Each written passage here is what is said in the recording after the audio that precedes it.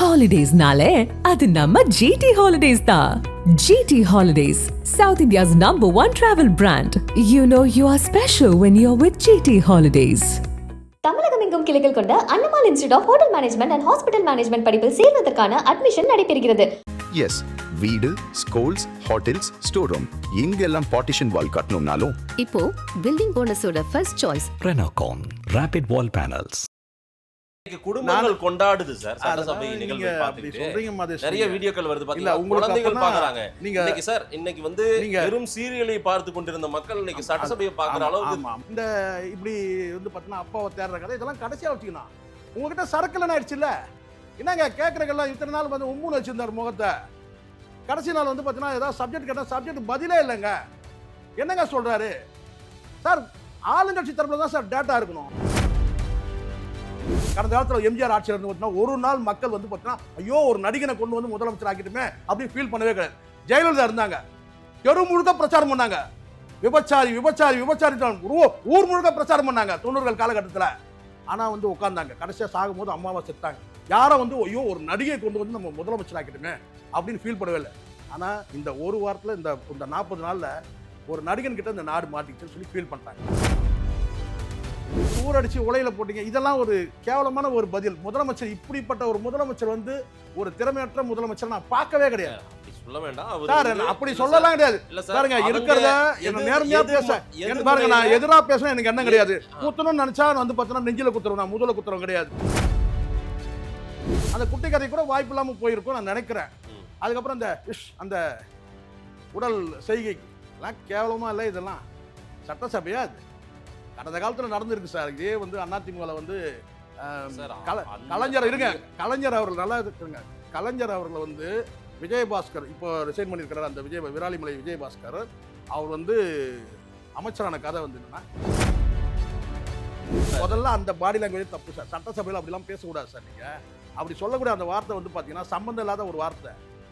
நீங்க ஏதோ டீ கடையில் உட்காந்து பேசுற மாதிரிலாம் பேசக்கூடாது. அது அப்படிதான் இருந்துச்சு. பின்னாடி 2 பேர் ஏதோ பேசுறாங்க, சட்டசபை கேட்டா உடனே பேசலன்றீங்க.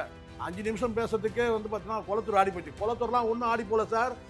நீங்க நினைக்கிறீங்க அங்க ஆடிட்டு இருக்கிறது வந்து பார்த்தீங்கன்னா ஜெயிச்சோர் தான் ஆடிட்டு இருக்கிறாரு அங்க போயிட்டு. இந்த மாதிரிலாம் பண்ணிட்டு இருந்தீங்கன்னா அவர் ஒரு குட்டி கதை சொல்லுவாரு. நீங்க குடும்பத்துக்கிட்ட போனீங்கன்னா சட்டசபை கலவரமா நடக்கும். நீங்க ஒன்னா பாருங்க, தப்பு சார் இது. நீங்க குடும்பத்தை எப்படி எனக்கு கொதிக்குது ரத்தம், எப்படி குடும்பத்தை எப்படி எழுப்பீங்க நீங்க? எடப்பாடி பழனிசாமி மிக்சர் சாப்பிட்ட வந்து சவுண்ட் கேட்கலையா உங்களுக்கு?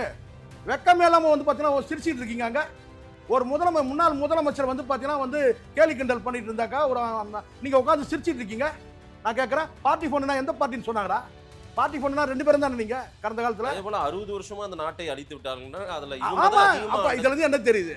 இதுல இருந்து என்ன தெரியுது? ஒரு உணர்வே இல்லாத வந்து ஒரு ஜடத்துக்கிட்ட போய் அந்த அதிமுக கட்சி மாட்டிட்டு இருக்குன்னு புரியுதா உங்களுக்கு? ஆதன் தமிழர்களுக்கு வணக்கம். பல்வேறு துறைகளில் சிறந்த ஆளுமைகளை சந்தித்து நாம் நேர்காணல் எடுத்து வருகிறோம். அந்த வகையில் மீண்டும் நம்மோடு இணைந்திருக்கிறார் பத்திரிகையாளர் திரு சேகுவரா அவர்கள். அவரிடம் கேட்பதற்கு நிறைய இருக்கின்ற வாரங்களோடமே கேட்போம். வணக்கம் சேகுவரா சார். வணக்கம் சார். வணக்கம். எப்படி இருக்கீங்க? நலமா இருக்கேன் சார். சட்டசபை எப்படி நடந்துச்சு, எப்படி இருந்துச்சு? சட்டசபையில் நடந்த அந்த நிகழ்வு அத்தனையும் பார்த்துட்டு நான் நலமா இருக்கேன். ஏன் நலமா தான் இருக்கணும்? நலமா இருக்கக்கூடாது. ஏன்? எனக்கு ஆச்சரியமா இருக்கு. உள்ளபடியே அதான் புதுசா எல்லாம் புதுசா சார். அவங்க கொஞ்சம் புதுசா தானே இருக்கும். கிட்டத்தட்ட அது வந்து சட்டசபை மாதிரி இல்லாம வந்து ஒரு மனமகிழ் மன்ற மாதிரி ஆகிட்டாங்க சட்டமன்றத்துல. நான் அப்படிதான் சொல்லுவேன். நீங்க எப்பவும் நம்ப போறது இல்ல. நீங்க அப்படியெல்லாம் சொல்லாதீங்க சார். இன்னைக்கு குடும்பங்கள் கொண்டாடுது சார். சட்டசபை நிகழ்வு பார்த்துட்டு சொல்றீங்க, நிறைய வீடியோக்கள் வருது பாத்தீங்களா, குழந்தைகள் பாக்குறாங்க. நீங்க இன்னைக்கு சார் இன்னைக்கு வந்து வெறும் சீரியலை பார்த்து கொண்டிருந்த மக்கள் இன்னைக்கு சட்டசபையை பாக்குற அளவுக்கு திரும்ப வச்சிருக்காங்க. அதை எப்படி பாக்குறாங்கன்றதான் முக்கியம்.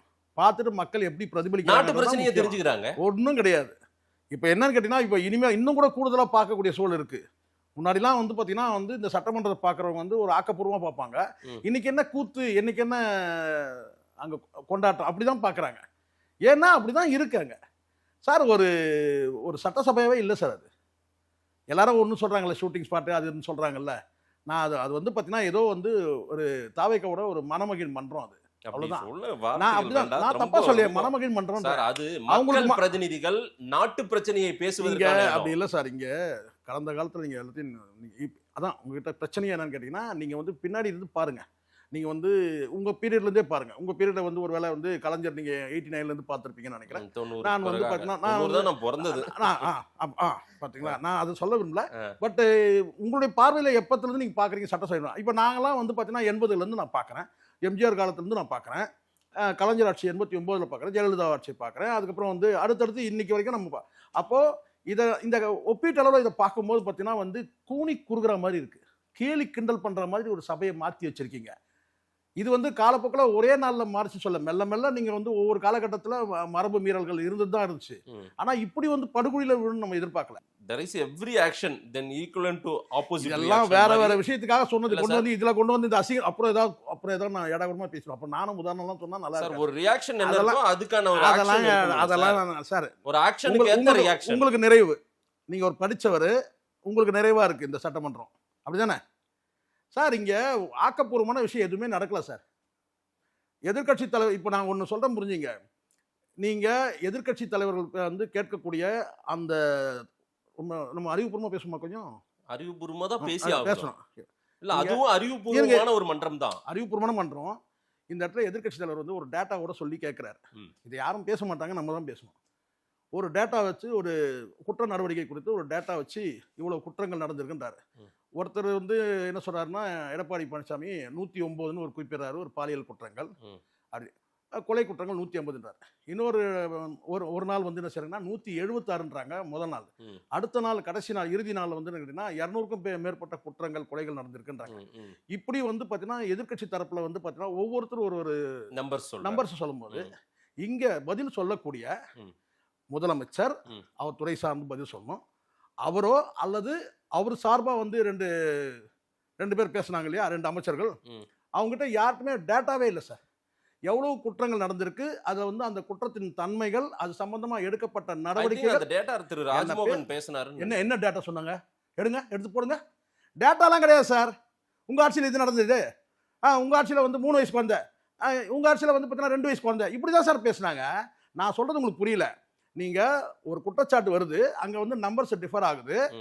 ஒரு துண்டு சீட்டை வச்சுட்டு அவங்க சொல்றாங்கன்னு கேட்டா இவ்வளவு நிகழ்வு சொல்றாங்க, ஏதோ ஒரு டேட்டா அவங்க கலெக்ட் பண்ணி தான் வச்சு, அது சரி தவறுன்ற இடத்துல சொல்லக்கூடிய இடத்துல நீங்க இருக்கிறீங்கன்னா, ஒரு ஆட்சியாளர் கிட்ட உங்ககிட்ட எவ்வளவு குற்றங்கள் நடந்திருக்கு இந்த 40 நாட்கள்ல, அதுல எந்த தன்மை உள்ள குற்றங்கள், எந்த வகையான குற்றங்கள், டொமஸ்டிக் கிரைமா, சோசியல் கிரைமா, என்ன வந்து பாத்தீங்கன்னா குற்றங்கள், எந்த வகையான குற்றங்கள், இதை பத்தி இல்ல, இதுக்கு என்ன ப்ரிவென்ட் ஆக்ஷன், என்ன இது வரைக்கும் வந்து பாத்தீங்கன்னா வந்து எடுத்த நடவடிக்கைகள் என்ன, குற்ற நடவடிக்கை, இது எதுவுமே சொல்லாம உங்க ஆட்சியில எப்படி நடந்துச்சு, நீங்க கொள்ளடிச்சு ஊரடிச்சு உலையில போட்டீங்க, இதெல்லாம் ஒரு கேவலமான ஒரு பதில். முதலமைச்சர் இப்படிப்பட்ட ஒரு முதலமைச்சர் வந்து ஒரு திறமையற்ற முதலமைச்சர் நான் பார்க்கவே கிடையாது. அப்படி சொல்ல வேண்டாம் சார், அப்படி சொல்லலாம் கிடையாது. பாருங்க இருக்கிறத என்ன நேர்மையா பேச பாருங்க, நான் எதிரா பேச எனக்கு என்ன கிடையாது. குத்தணும்னு நினைச்சா வந்து பாத்தீங்கன்னா நெஞ்சில குத்துறோம், நான் முதல குத்துறோம் கிடையாது. இந்த இடத்துல வந்து முதலமைச்சர் இப்ப நான் சொன்னதை செஞ்சிருக்கணுமா வேண்டாமா? உங்ககிட்ட டேட்டா இருந்துச்சா? அவங்க கிட்ட டேட்டா தப்பா சொல்றேன் திருப்பி சொன்ன. அப்ப என்ன நடவடிக்கை, எத்தனை குற்றங்கள் நடந்திருக்கு நீங்க சொல்றீங்க? 40 நாள் நீங்க எத்தனை குற்றங்கள் நடந்திருக்கு, எத்தனை குற்றங்களுக்கு என்ன நடவடிக்கை எடுத்திருக்கு, எந்த வகையான குற்றங்கள், என்ன வந்து நடவடிக்கை எடுக்கப்பட்டது, இன்னைக்கு அந்த கேஸ்ல உள்ள ஸ்டேட்டஸ் என்ன, அத்தனையும் சொல்லிருக்கணும். நான் சிஎம் ஸ்பீச்சை வந்து டீகோட் பண்ணலாம்ன்றேன். நான் என்ன சொல்றேன், முதல் ஒரு 15 நிமிஷம் டீகோட் பண்ற அளவுக்குலாம் அங்க ஒண்ணுமே இல்ல. நீங்க வந்து டீகோட் பண்ணணும்ன்றீங்க, சிரிப்பானுங்க இந்த வீடியோ பாக்குறவங்க. டீகோட் பண்ற அளவுக்குலாம் ஒண்ணுமே கிடையாது சார். முதல் 15 நிமிஷம் அவர் சொல்றாரு, நான் இப்படி எல்லாம் அரசியலுக்கு வந்தேன். சார் அது சார் இந்த ராமாயணமே வேணாம் சார், இதெல்லாம் நம்ம பார்த்துட்டு சார், உங்க விஜய் பாட்டுல இருந்து எல்லாத்தையும் பார்த்துட்டு இருக்கோம் சார். நமக்கு இதெல்லாம் தேவையில்லை சார்.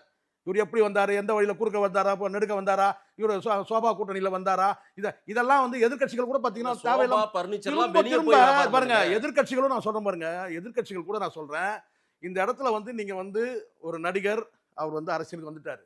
சும்மா திரும்பி இது வந்து சிவசங்கரன் தான் வந்து முன்னாள் போக்குவரத்துறை அமைச்சர், அவர் தான் ஆரம்பிச்சாரு அட்லி படத்தோட. எதுக்கு அட்லி படத்துக்கும் இப்ப இருக்கிற நடக்கிற ஆட்சிக்கு என்ன சம்பந்தம்? எதுக்கு அதை சொல்லணும்? நீங்க வெட்டி ஓட்டுறதை பத்திலாம் நீங்க பேசவே முடியாது திமுகலாம். நான் நேர்மையா பேசணும்னு நினைக்கிறேன். 2 பக்கம் பேசுவேன், 2 பக்கம் இல்ல, எல்லா பக்கமும் அடிப்பேன். நான் 360 டிகிரியில் அடிப்பேன். தப்புனா இதுவும் தப்பு தான். நீங்க உங்களுக்கு யோக்கியதை இருக்கா உங்களுக்கு? முதல்ல வெட்டி ஓட்டுறதை பத்தி நீங்க பேசலாமா சொல்லுங்க. 2001ல கலைஞர் கைது பண்றாங்க. அப்ப என்ன நடந்துச்சு? கொலை பண்றாங்கப்பா. அது அவர் வாய்ஸ்.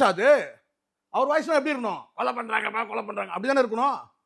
அதுவும் வெட்டி ஓட்டுனது தான். அப்போ வந்து மெயின் ஸ்ட்ரீம் மீடியாவை நீங்க பயன்படுத்துறீங்க. இப்போ இவங்க டெக்னாலஜிக்கு இன்ஸ்டாகிராமை யூஸ் பண்றாங்க, அவ்வளவுதான்.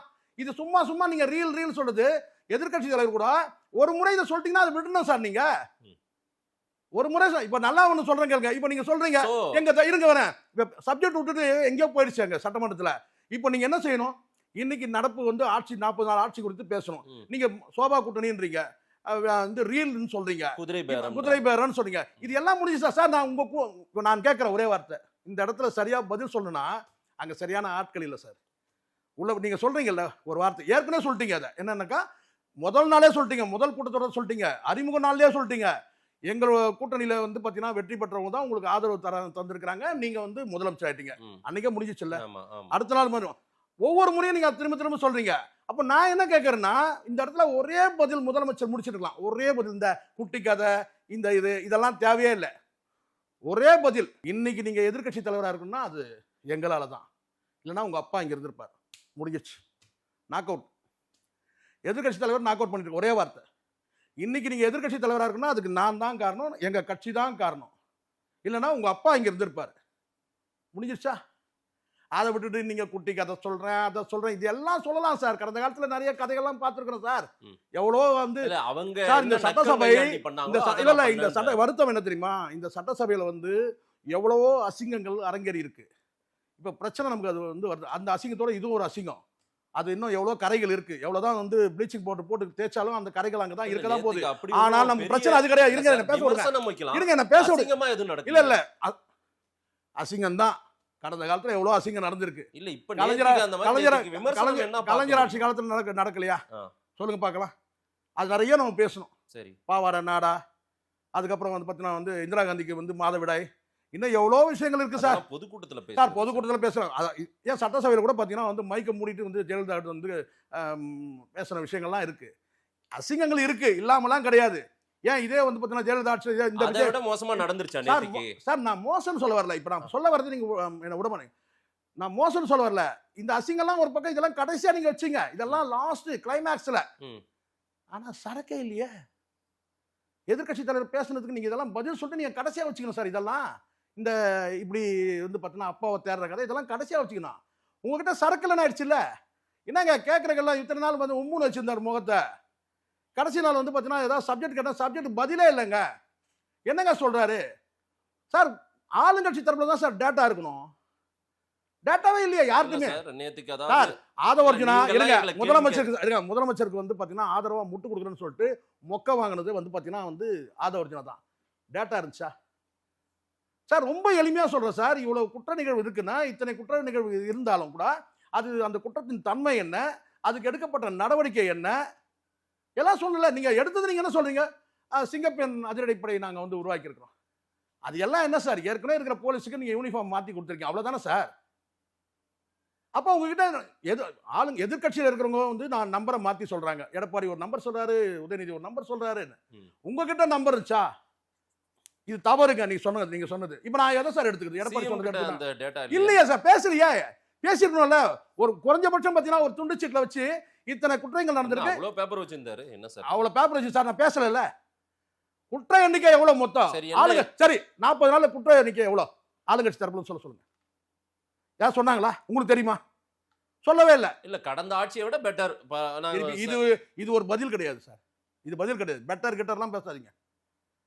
எவ்வளவு குற்றம் என்னைக்கு இந்த 40 நாள் நடந்திருக்கு மக்களுக்கு தெளிவுபடுத்திட்டு, எந்தெந்த குற்றங்கள் என்னென்ன வகை, டொமஸ்டிக் குற்றங்கள் வேற, சோசியல் கிரைம் வேற சார். நீங்க எல்லாமே மொத்தமா சேர்த்து 200 கொலை நடந்திருக்குன்றீங்க. அப்ப நீங்க வந்து அதை மக்களுக்கு தெளிவுபடுத்தணும்ல. குற்ற சம்பவங்கள் கூட இருக்கு சார். சரிங்க, 150 கொலைன்னாங்க சார். அதான் நான் திருப்பி சொல்றேன். நான் இப்போ 150 கொலைன்னாங்க.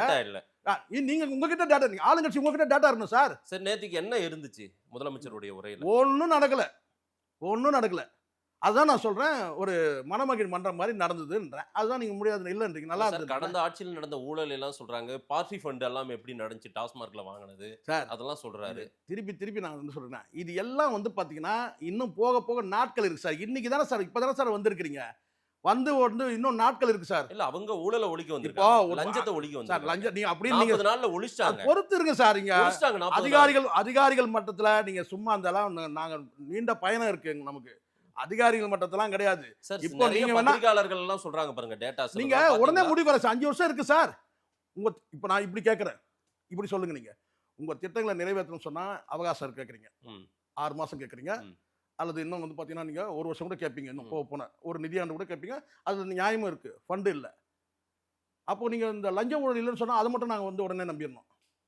அப்படிதானே இருக்கு. நடந்துட்டு இருக்கு இருங்க, groundல. இப்பதானே சார் வந்திருக்கிறாங்க, இப்பதானே வந்திருக்கிறாங்க. அதுக்குள்ள ஒரு முடிவுக்கு நீங்க சொல்லிட்டீங்கன்னா இப்பதானே வந்திருக்கீங்க, இனிமே தான் போக போக தெரியும்.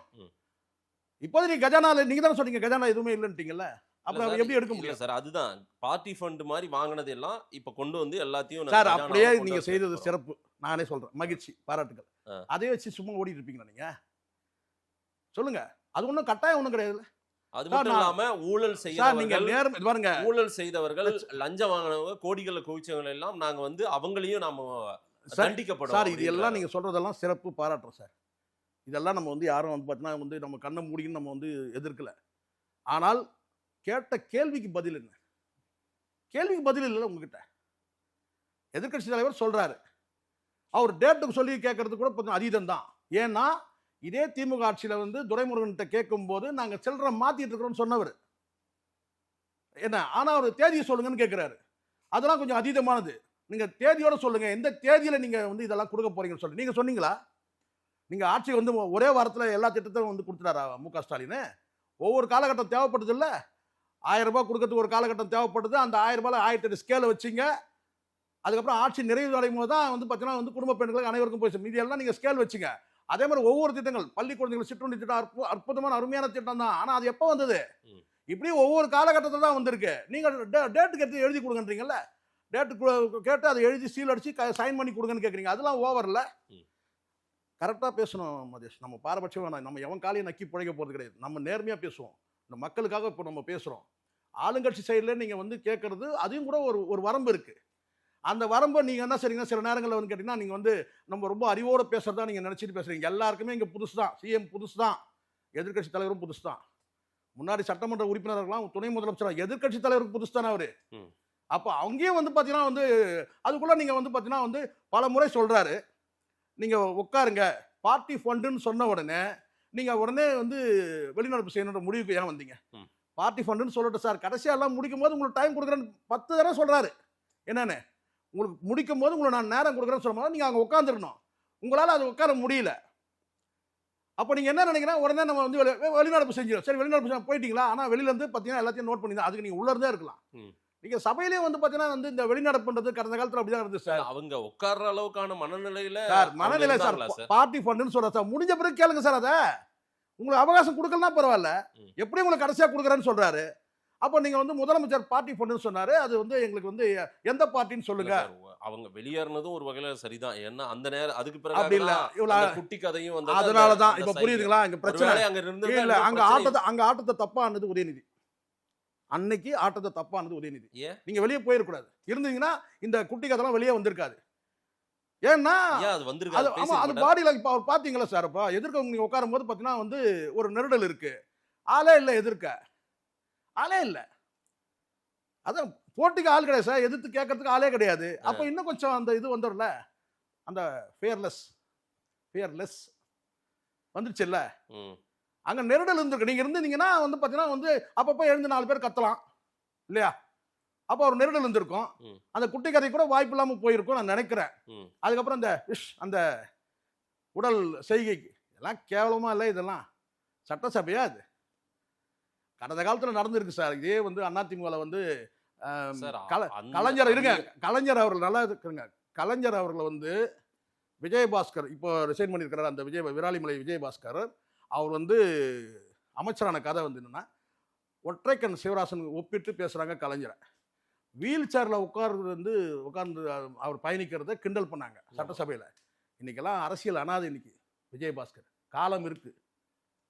இன்னைக்கு அந்த மறுநாள் அமைச்சர் இல்ல சார், ஐயா ஸ்டாலின் அவர்களை திட்டமிட்டு ஒரு இந்த மாதிரி குட்டி கதை சொல்லி அப்படி இல்ல சார். இது யார் செய்தாலும் விஜயோட ஆணவத்தோட வெளிப்பாடு தான், உச்சகட்டமான அந்த வெளிப்பாடு இருக்கு. ஆணவத்தோட வெளிப்பாடு தான் இது. இதெல்லாம் கடந்த காலத்துல ஜெயலலிதா அவங்களும் வெளியே நக்கலோட பேசுறாங்க, நையாண்டியோட பேசுறாங்க. சார் நாங்களும் பேச தெரியும்னு பேசுறோம். அப்படி கிடையாது சார். நீங்க அதுக்கு ஒரு வார்த்தை நயம் இருக்கு சார். நீங்க எதை சரி அப்படியே நீங்க சொல்றதா கூட கேட்டா, முதல்ல அவங்க கேட்ட கேள்விக்கெல்லாம் பாருங்க, அவர் கேட்ட கேள்விக்கு இதாங்க பதில் அப்படின்னு சொல்லி இந்த பதில சொல்லிட்டு அப்புறம் நீங்க இந்த குட்டி கதையை சொன்னீங்கன்னா பரவாயில்ல. உங்ககிட்ட பதிலே இல்லை. நீங்க சினிமாவில் ஓட்டுற மாதிரி ஓட்டுறான்னு பாக்குறீங்க, ரொம்ப நாளைக்கு ஓடாது. நீங்க பதில் வச்சிருக்கணும் சார். இந்த கேள்வி கேட்க போறாங்க தெரியும் சார்.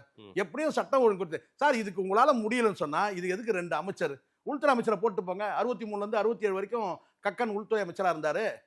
காவல்துறை சம்பந்தமான எது கேட்டாலும் அவர் தான் பதில் சொல்ல போறாரு. அது மாதிரி உள்துறை அமைச்சர் ஒருத்தர் போட்டுருங்க. உங்களுக்கு பதில் சொல்றதுக்கு திராணி இல்ல, திறமை இல்ல. சார் நேத்து பேசினாரே சார். சார் பேசுறது 5 நிமிஷம் பேசினதுக்கே கொளத்தூர் சார், அதுதான் முதல்ல அந்த பாடி லாங்குவேஜ் தப்பு சார். சட்டசபையில் அப்படிலாம் பேசக்கூடாது சார். நீங்க அப்படி சொல்லக்கூடிய அந்த வார்த்தை வந்து பாத்தீங்கன்னா சம்பந்தம் இல்லாத ஒரு வார்த்தை.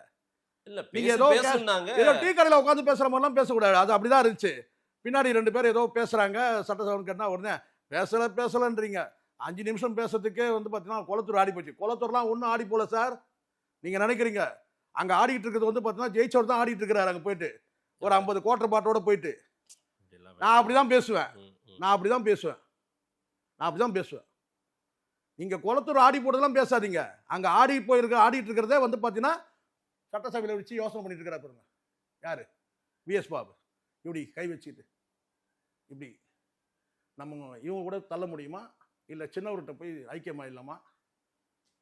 விஎஸ் பாபு தான் நான் சொல்றேன். நீங்க அவ்வளவு தூரம் பெருமையா பேசுறீங்களா? வந்து அவரை வீழ்த்தது யாரு? விஎஸ் பாபு. வீழ்த்தது விஎஸ் பாபு தானே. ஒரு எதிர்த்து அவருக்கு எல்லாமே அப்படி கிடையாது சார். நீங்க சொல்றது சார், விஜய்க்கு ஓட்டு போட்டாலும் கூட 5 நிமிஷம் பேசினேன். யாருக்காக பேசுறீங்க? விஎஸ் பாபு பேசுறீங்க. விஎஸ் பாபு வெற்றி அடைஞ்சாரு. அவருக்கு என்ன அமைச்சரா கொடுத்துருக்கீங்க? நீங்க சொல்லுங்க. அவர் விட்டத்தை பார்க்க விட்டீங்க. எங்க இருந்து? சட்டசபையிலே விட்டத்தை பார்த்துட்டு இருக்கிறாரு. யோசனையிலே இருக்கிறாரு. இவங்க கூட தள்ள முடியுமா? இல்ல நம்ம வந்து சின்னவர்கிட்ட போய் ஐக்கியமாயிடலாமா? இருந்தாலும் ஃபிளாஷ்பேக்லாம் ஞாபகத்துக்கு வருது. சின்னவர்கிட்ட அன்னைக்கு வந்து பாத்தீங்கன்னா வந்து எப்படி வந்து சட்டையை பிடிச்சாரு, இதெல்லாம் ஞாபகத்து வருது. நீங்க இப்போ நான் சொல்றேன் மாதேஷ் சார், சட்டசபையில் இதை விட மோசமான ஒரு போக்கெல்லாம் நடந்திருக்கு. நீங்க அதெல்லாம் உங்களுக்கு பார்க்கறதுக்கு வாய்ப்பு கிடையாது.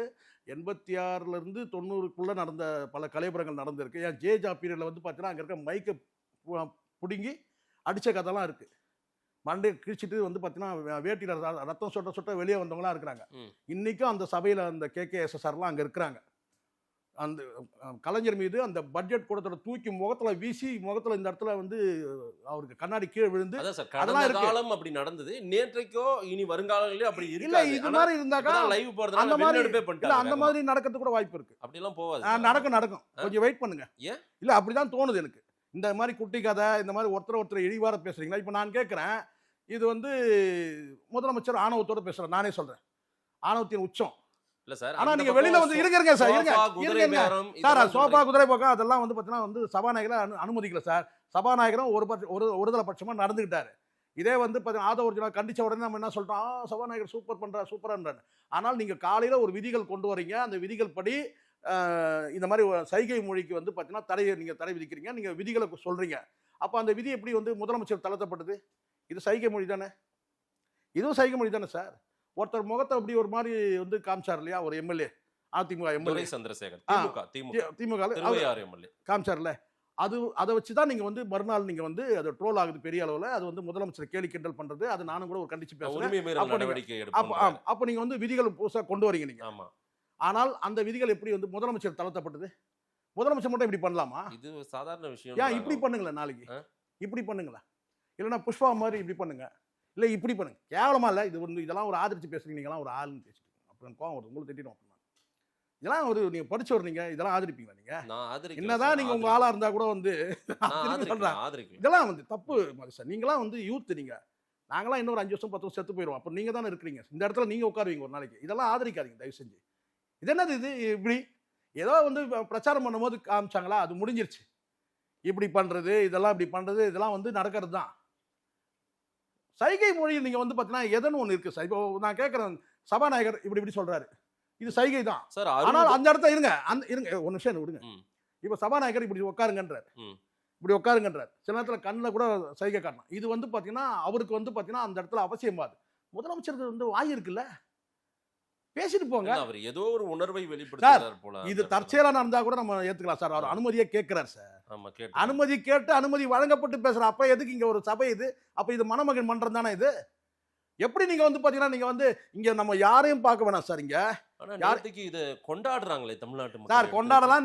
நீங்க தான் இப்படி ஒரு கனவுல கொண்டாடுறாங்க தானே. ஏங்க பல நீங்க பேர் தேர்தலுக்கு முன்னாடி நீங்க நீங்க விஜயை குறைச்சு நீங்க மதிப்பீங்க. பாருங்க திருப்பி இப்படிதான் குறைச்சு இங்க மதிப்பீங்க. பாருங்க நான் அப்பவும் சொன்னேன் இங்க சார். கொஞ்சம் நான் ஒரு இருங்க. கட்டத்துக்கு மேல சார் இருங்க இது வேற நான் மாதிரி திருப்பி போகுது திருப்பி சார். நான் சொல்ல பாருங்க குறைச்சி மதிப்பிடுறது அதிகமாக அப்படிலாம் கிடையாது. நான் வந்து பிரச்சனைகள் அடிப்படையில் நான் பேசக்கூடியவன் நான். ஆனால் இங்கே தான் இப்போ யாரை நான் இப்போ வந்து ஆதரிச்சு நான் திமுக ஆதரிச்சு பேசுறேன்னா கிடையாது. உள்ளபடியே திமுக முதலமைச்சரை காட்டிலும் திமுக தான் அதீதமாக நடந்துச்சு இந்த விஷயத்தில். சட்டசபையில் அவர் வந்து அப்பாவை காணும்னு சொல்லி ஒரு கதையை குறித்து பேசிட்டாருன்னு நீங்கள் வெளியில் வந்து என்ன பண்ணீங்க? வெளியில் வந்து எப்படி ஒரு செய்தி வெளியிடுவீங்க? செங்கல்பட்டு கோர்ட்டில் மனைவி வந்து கணவனை தேடிட்டு இருக்காங்கன்னு சொல்லி எப்படி சொல்லுவீங்க நீங்கள்? இதில் வந்து பார்த்தீங்கன்னா குடும்பம் எங்கே எதுக்காக எடுக்கிறீங்க? நான் எதிர்கட்சி தலைவரை நான் கேட்குறேன், இது தப்பு இல்லையா? அது நீங்கள் யாரோட மோதணும்? முதலமைச்சரோட மோதுங்க, விஜயோட நேருக்கு நேர் மோதுங்க. ஆனால் நீங்கள் அங்கேருந்து வெளிநடப்பு செஞ்சுட்டு இது கோழத்தனமா இல்லை? இது குடும்பத்துக்கிட்ட போறீங்க. எல்லா குடும்பத்திலும் நடக்கும் இது. ஏன் உங்கள் குடும்பத்தில் விவாகரத்தை நடந்ததே கிடையாதா? சொல்லுங்க. ஏன் எதுக்காக முதலமைச்சர் மனைவி கிட்ட எதுக்கு போறீங்க? அவங்க அப்பாவி தானே இந்த விஷயத்தில். அவங்க தனிப்பட்ட பிரச்சனை சார். கோர்ட்டுக்கு போறாங்க, விவாகரத்து கேட்குறாங்க, அது தனிப்பட்ட அவரு. அதனால வந்து அரசியல் இழப்பு வந்தாலும் அது விஜய் தான் அனுபவிக்க போறாரு. நீங்க யாரும் கிடையாது. உங்களுக்கு லாபம் தான் அதனால. ஆனா இப்போ எப்படி நீங்க வந்து பார்த்தீங்கன்னா அங்கே போயிட்டு என்ன சொல்றீங்கன்னா வந்து செங்கல்பட்டு கோர்ட்ல மனைவி வந்து கணவனை தேடிட்டு இருக்கிற அந்த கதை கூட தெரியும். இது எவ்வளோ கொச்சையா இல்லை? அதுக்கப்புறம் எவ்வளோ ட்ரோல் ஆகிட்டு இருக்குது அந்த பிள்ளைகளை போட்டு. அவ கேட்கறதுக்கு ஆள் இல்லைன்னா நீங்களும் பண்ணுவீங்களா? நீங்க இங்க திமுக தரப்புலையும் தப்பு சார் இது. ஏன் அதை பத்தி பேச மாட்டீங்க? இவ்வளவு பெரிய கலவரம் ஆயிடுச்சு. இனி வர்ற நாட்கள் எப்படி இருக்கும்னு நீங்க அதுதான் நான் சொல்றேன். இந்த மாதிரி எல்லாம் பண்ணிட்டு இருந்தீங்கன்னா ஒரு குட்டி கதை சொல்லுவாரு. நீங்க குடும்பத்துக்கிட்ட போனீங்கன்னா சட்டசபை கலவரமாகும் நடக்கும். நீங்க ஒண்ணா பாருங்க. தப்பு சார் இது. நீ குடும்பத்தை எப்படி எனக்கு கொதிக்குது ரத்தம்? எப்படி குடும்பத்தை எப்படி எழுப்பீங்க நீங்க? சங்கீதாக்கு இதுல என்ன பார்த்து இருக்கு? அவங்க அரசியல் கட்சி நடத்தும் அவங்க தொடங்கும் போது கூட அவங்க இல்ல. அப்பதான் இவங்க பிரிஞ்சுதாங்க. அப்பதான் இவங்க பிரிஞ்சு கிட்டத்தட்ட 4-5 வருஷம் பிரிஞ்சிருக்கிறாங்க. அரசியல் எந்த சம்பந்தமும் கிடையாது. இப்போ நான் கேட்கிறேன், இப்போ துர்காமாவை குறித்து ஒன்று பேசுறாங்கன்னு வச்சுங்க, அது தப்பு தானே? அது இதே இவங்க பேசுறாங்கன்னா இந்த சைடில் பேசுறாங்க, எந்த சைடோ பேசுறாங்க சார். இதுக்கு முன்னாடி வந்து சில பேர் கூட பேசியிருக்கிறாங்க, இதே ஊடகத்தில் பேசுறவங்க கூட பேசியிருக்காங்க. ஆனால் அவங்களுக்கு அரசியலுக்கு சம்பந்தம் இல்லை. நீங்க முதலமைச்சர் இங்க அப்பா கதை கேட்கறேன்னா ஸ்டாலின் குறித்து பேசுறாங்கன்னா அவர் முன்னாள் முதலமைச்சர், இன்னைக்கு வந்து பார்த்தீங்கன்னா திமுகவோட தலைவர், பொது வாழ்க்கையில் இருக்கிறாரு. அவர் வந்து பார்த்தீங்கன்னா சட்டசபையில் ஒரு நையாண்டி பண்றாரு, கேலி பண்றாரு. கேட்டா நீங்க பண்ணீங்க, அதுக்கு நான் பதில் பண்றேன்னு சொல்றாரு. அது வேற. ஆனால் அவைக்கே சம்பந்தமே இல்லாதவங்க தனிப்பட்ட முதலமைச்சர் குடும்பத்தை எப்படி எடுத்து பேசுவீங்க நீங்க? அது தப்பு இல்லையா? அது இதுல இன்னொரு நிகழ்வும் பார்க்கணும். அதிமுக இதுல ரொம்ப மௌனமா உட்காந்துட்டாங்க. கொஞ்சம் ஒரு மௌனமாலாம் உட்கார்ந்து இல்ல. உங்களுக்கு காது கேட்கல. உங்களுக்கு காது கேட்கல. மௌனமாலாம் இல்ல. உட்கார்ந்து மிக்சர் சாப்பிட்டு அந்த சவுண்ட் கேட்கலையா உங்களுக்கு? எடப்பாடி பழனிசாமி மிக்சர் சாப்பிட்ட அந்த சவுண்ட் கேட்கலையா உங்களுக்கு? வெக்கமே இல்லாம வந்து பாத்தீங்கன்னா சிரிச்சிட்டு இருக்கீங்க. அங்க ஒரு முன்னாள் முதலமைச்சர் வந்து பாத்தீங்கன்னா வந்து கேலி கிண்டல் பண்ணிட்டு இருந்தாக்கா ஒரு நீங்க உட்கார்ந்து சிரிச்சிட்டு இருக்கீங்க. நான் கேட்கறேன், பார்ட்டி ஃபண்டுனா எந்த பார்ட்டின்னு சொன்னாங்கடா? பார்ட்டி ஃபண்டுனா 2 பேரும் தானே நீங்க கடந்த காலத்துல? அதே போல 60 வருஷமா அந்த நாட்டை அழித்து விட்டாங்கன்னா அதுல இதுல இருந்து என்ன தெரியுது? இதுல இருந்து என்ன தெரியுது? ஒரு உணர்வே இல்லாத வந்து ஒரு ஜடத்துக்கிட்ட போய் அந்த அதிமுக கட்சி மாட்டிட்டு இருக்குன்னு புரியுதா உங்களுக்கு? அதான் சொல்லுங்க. கேட்கல நீங்க. அவரை மௌனமா இல்ல சார், சிரிச்சிட்டு இருந்தார் சார், மிக்சர் சாப்பிட்டு இருந்தாரு. அந்த சத்தம் உங்களுக்கு கேட்கல. இன்னொன்னு சொல்லியிருந்தாரு சார், 2017 to 2026 மோசமான ஆட்சி காலமே இந்த 2017 to அப்படின்னா இவரோட எடப்பாடி ஆட்சி. அதுதான் சார் அங்க என்ன நடக்குது சார். அதெல்லாம் கூட போட்டோம் சார். இப்போ சமீபத்தில் உங்க கட்சியில் இருக்கிற வந்து பார்த்தீங்கன்னா குதிரை பேரன்றது என்ன சார்? இது யார் சம்பந்தமான நீங்க சொல்லுங்க முதல்ல. அது எனக்கு தெரிஞ்சுக்கணும். திமுக இருந்து ஒரு எம்எல்ஏ கூட இன்னும் போகவே இல்லை. ஆமா, குதிரை பேரன்றது யாரை சொல்றாங்க? எல்லாம் அதிமுக எம்எல்ஏக்கள் கூட்டணி கட்சிகள் தாண்டி இன்னைக்கு உங்களுடைய எம்எல்ஏக்கள் ராஜினாமா செய்யறாங்க. கொஞ்சம் கூட ரியாக்ஷன் இல்லாம அது சம்பந்தமா ஒரு கேள்வி எழுப்பாம நீங்க எழுப்ப வேண்டிய கேள்வியை திமுக எழுப்பிட்டு இருக்கு. நீங்க மிக்சர் சாப்பிட்டு சிரிச்சிட்டு இருக்கீங்க. விளங்குமா அந்த அதிமுக கட்சி? நான் கேட்கிறேன். இல்ல எடப்பாடி அவங்க 2 பேருக்குமான மோதல் இருக்கட்டும் சார். நீங்க ரியாக்ட் பண்ண கூடாது சார். அப்போ எப்படி சிரிப்பீங்க நீங்க? உங்க சம்பந்தமா அவங்க கேட்டு இருக்காங்க குதிரை பேரன்றத. நீங்க தானே பேசணும் குதிரை பேரன்றத. ஒருவேளை சட்டசபை இப்படி மோசமா போயிருச்சேன்னு அவரு ஐயோ பாப்பா சார், கடந்த காலத்துல எல்லாம் இது மாதிரி நடந்திருக்கிறதா சார். சும்மா இதெல்லாம் வந்து இந்த அதிமுகன்றது கட்சி வந்து பார்த்தீங்கன்னா அவ்வளவு ஐஸ் கட்டியை விட வேகமா கரையும். இனிமேல் ஒண்ணுமில்லாம போயிடும். இது மாதிரி ஒரு உணர்வு இல்லாத ஒரு மனுஷனை வச்சுக்கிட்டு எதுக்கு சிரிக்கிறீங்க நீங்க?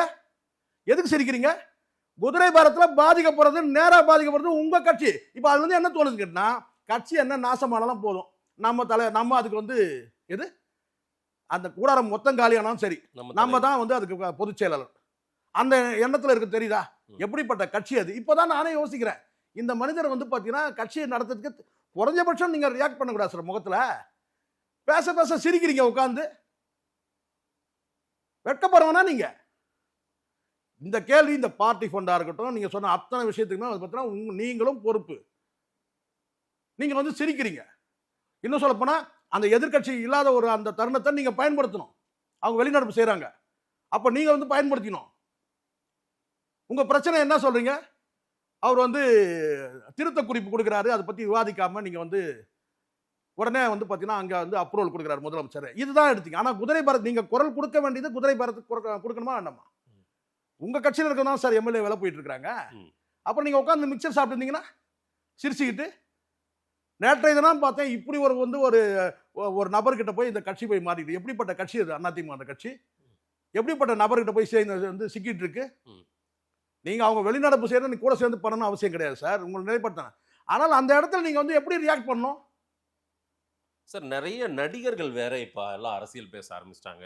நம்ம ஏற்கனவே கண்ட நேற்றுக்கு நடிகர் ஷாம், யாரோ ஷாம் அவர் ஒரு சைல்டிஷா பண்றாரு. உதயநிதி இதெல்லாம் பண்ணக்கூடாது அவரு சார். இதெல்லாம் வந்து இவங்க எல்லாம் திடீர்னு பேசுறாங்க சார். முதல்ல இந்த நபர்கள் வந்து ரெண்டு முக்கியமான தருணங்கள் நடந்துச்சு விஜய்.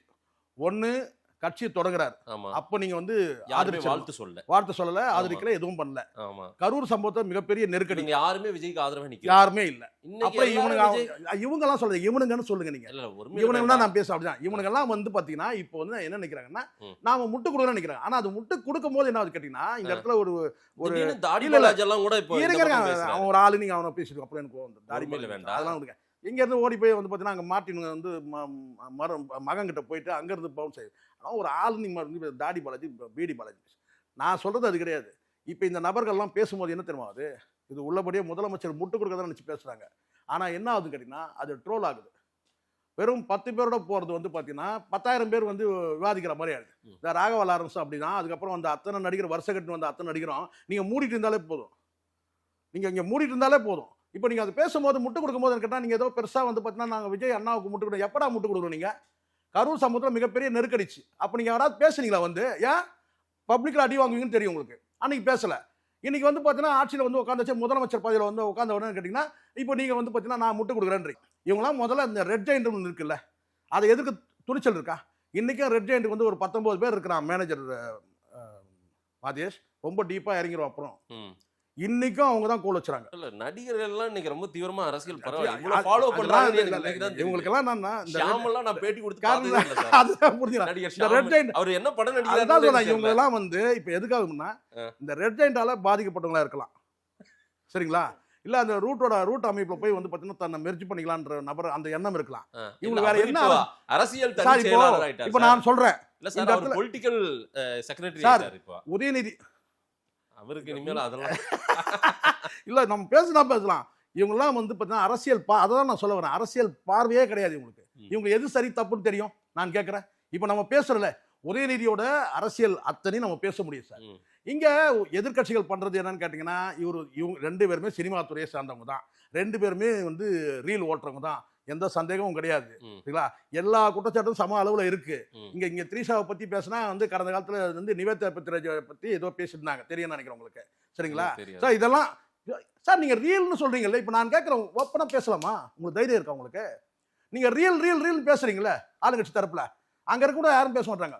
ஒரே வார்த்தை அங்க இருக்கிற எம்எல்ஏ யாராவது ஒருத்தர் ஒரு வார்த்தை விட்டுருந்தாங்க, நீங்க ரீல் பேசுறீங்க, நீங்க நைட்டு ரீல் தடவல நீங்க. நான் கேட்கறேன், உடனே பயம் வருது இல்ல உங்களுக்கு? இந்த இடத்துல ஒரு பயம் வருமே, வருது இல்ல? நீங்க ரீல் பேசுறீங்களா சார்? நீங்களும் நைட்டு ரீல தடவுனீங்கல்ல துணை முதலமைச்சர் ஐடியில போயிட்டு, அது தப்பு இல்லையா? அது அங்க இருக்கிற அமைச்சர்கள் சரியில்லை. உங்களை லாக் பண்ணா அப்பவே லாக் பண்ணிடலாம் ஒரே இதுல. நீங்க திரும்பி அதே பேசக்கூடாது சார். இங்க வந்தாச்சு சார். கடந்த காலம் இப்போ நான் சொல்றேன், கடந்த காலத்தில் எம்ஜிஆர் ஆட்சியில் இருந்து பார்த்தீங்கன்னா ஒரு நாள் மக்கள் வந்து பார்த்தீங்கன்னா ஐயோ ஒரு நடிகனை கொண்டு வந்து முதலமைச்சர் ஆக்கிட்டுமே அப்படின்னு ஃபீல் பண்ணவே கிடையாது. ஜெயலலிதா இருந்தாங்க, தெரு முழுக்க பிரச்சாரம் பண்ணாங்க, விபச்சாரி ஊர் முழுக்க பிரச்சாரம் பண்ணாங்க 90கள் காலகட்டத்தில். ஆனா வந்து உட்கார்ந்தாங்க, கடைசியா சாகும் போது அம்மாவை செத்தாங்க. யாரும் வந்து ஐயோ ஒரு நடிகை கொண்டு வந்து நம்ம முதலமைச்சர் ஆக்கிட்டுமே அப்படின்னு ஃபீல் பண்ணவே இல்லை.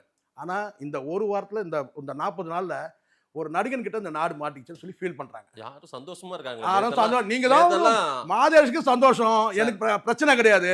ஆனால் இந்த இடத்துல வந்து பாத்தீங்கன்னா இங்க ரெண்டுமே சினிமா கூட்டமா தான் எனக்கு தெரியுது. நீங்க சும்மா நீங்க ரீல் அதை விட்டுறணும். அதோட ஒரு தடவை பேசிட்டீங்க, முடிஞ்சிருச்சு. சும்மா ஆமா நடிகன் தான், இதை இனிமே புதுசா கண்டுபிடிக்க போறீங்க. நடிகன் தான், இவன் அங்க நடிச்சுட்டு தான் இருக்கிறாரு இப்ப சட்டசபையில. இப்ப நீங்க சொல்ற மாதிரி ஒரு கூட்டம் ஆதரிக்குது, ரசிகர்கள் ஆதரிக்கிறாங்க, தாவே கத்துறாங்க. ஆனா மக்கள் என்ன நினைக்கிறாங்க? மக்கள் என்ன நினைக்கிறாங்க? 90ல பார்த்த அந்த ஜெயலலிதாவை பார்க்குறாங்க. 90ல இருந்து 95ல பார்த்த அந்த ஜெயலலிதா இருக்குல்ல, அந்த ஆணவமான பேச்சு, அகம்பாவமான பேச்சு, எகத்தாளமான பேச்சு, இந்த மாதிரியான அந்த ஜெயலலிதாவை பார்க்குறாங்க. அப்போ இந்த இடத்துல என்ன ஆகுன்னு பாருங்க. இனி வரும் காலத்தில் இதுவும் ஒரு அதிமுக தான், இவர் ஒரு ஜெயலலிதா தான், அல்லது இவர் வந்து ஒரு கருணாநிதி தான். கருணாநிதி நையாண்டி கிண்டல் இதெல்லாம் பண்ணுவார், இந்த கதை எல்லாம் சொல்கிறாரு. இது என்ன ஒரு குட்டி கதை சொல்ல மாட்டார், இவங்க இலக்கியத்தோட பேசுவார். இதுதான் நடக்குது. ஆக மட்டும் அங்கே ஆக்கப்பூர்வம் நடவடிக்கை இல்லை. அப்போ இப்போ எப்படி வந்து பார்த்தீங்கன்னா, ஐயோ ஒரு மனசோர்வு வந்து, ஒரு அயற்சி வந்து, ஒரு ஒரு என்ன கேட்டால் ஒரு சலிப்பு வந்து, இந்த மீண்டும் இந்த திராவிட கட்சிகளை ஒருத்தர் இவருக்கு போடலாம்ப்பா, ஒரு நடிகர் போடலாம், அந்த மாதிரி ஒரு சூழல் வந்து பார்த்தீங்கன்னா, இனி வந்து இந்த கொள்கை இல்லாத கூட்டங்களுக்கு வாக்களிக்கவே கூடாதுன்னு சொல்லிட்டு அடுத்த கட்டமாக வந்து பார்த்தீங்கன்னா தேட ஆரம்பிச்சிருவாங்க. அப்படிதான் இன்னைக்கு வந்து அரசியல் கட்சிக்கு தேட ஆரம்பிச்சிருக்கு. முதல் கட்டமாக வந்து சீமானை நான் சொல்கிறேன். இன்னைக்கு அரசியல் கட்சிகள் தேடுது சீமானை பொது வேட்பாளர் நிறுத்தலாமான்ட்டு. காரணம், அத்தனை தலைவர்களும் மொக்கையாயிட்டான், போர்வால் மொக்கையாயிருச்சு, போராளி பெருச்சாலி ஆயிடுச்சு. திருமாவளவன் பேர் இன்னைக்கு வந்து சோபாவலன் துணிச்சலா பேசுறாங்க. ஒரு காலகட்டத்தில் பேச முடியாது, யாருமே வீடு பூந்து அடிப்பாங்க. இன்னைக்கு சர்வசாதாரணமாக பேசுறாங்க சாதாரண மக்கள் கூட. அவர் திருமாவளவன் இல்லைங்க, சோபாவலன் சொல்லிட்டு. இதுக்கு கவுண்டர் கொடுத்தே அது சரியா போயிடுச்சு. இன்னைக்கு பல குற்றங்கள் நடக்குது. எந்த குற்றத்தை பற்றியும் வந்து திருமாவளவன் வந்து பார்த்தீங்கன்னா பேசுற மாதிரி இல்லை. அப்படிதான் இருக்கு. அப்போ இருக்கிற தலைவர்கள் அத்தனை பேரும் வீழ்ச்சி அடைஞ்சிட்டாங்க. அப்போ இருக்கிற எஞ்சி நிற்கிற ஒரே ஒரு ஆள் சீமான் மட்டும்தான். ஏதோ நான் சீமானை பூஸ்ட் பண்ணணும் நாம் சொல்லுவாங்க. இன்னைக்கு கட்சிகள் தேடுது, நாளைக்கு மக்களும் தேடுவாங்க. இந்த 5 ஆண்டு காலம் இந்த ஆட்சி இப்படி போச்சுன்னா சீமான்ற ஒரு தலைவரை கண்டிப்பா தேடுவாங்க மக்கள். பார்க்கலாம் சார் என்ன நடக்குதுன்னு. சட்டசபை நிகழ்வுகள் ரொம்ப மோசமா போயிட்டு இருக்குது அப்படின்றது உங்களுடைய பார்வை மக்கள்கிட்ட கொடுப்போம். நேரில் வந்து நேரம் கொடுத்து பேசியமைக்கு நன்றி சேகவராஜ் சார். நன்றி.